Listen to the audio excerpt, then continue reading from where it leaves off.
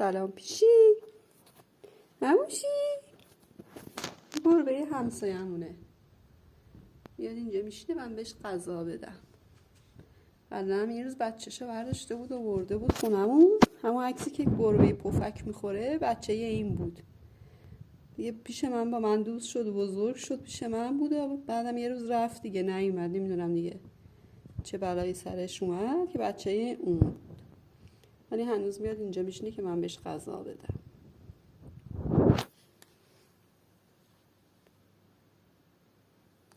بریم بهش غذا بدیم.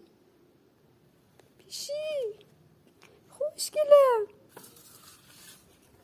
گشنده ها؟ یه بار غذا آوردم.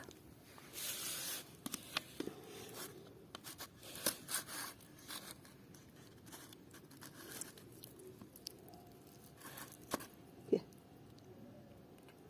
اون قشنگ از دستم غذا میخوره.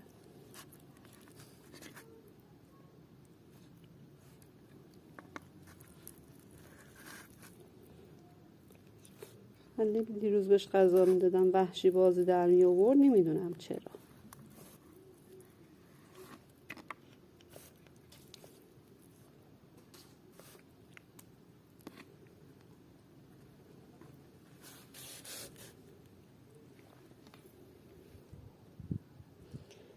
پیشی دیدی دختره دم رفت دیگه نیومد.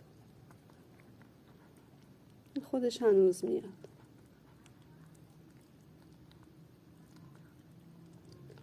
یه بچه دیگه داشت چند روز پیش اون بچه‌شو برداشته بود و برده بود. یه 2 روزم اینجا بود و بعد دوباره برش داشت رفت. نمیدونم چرا. عین همون لوسی من سیاه سفید بود اونم. خوشگله من.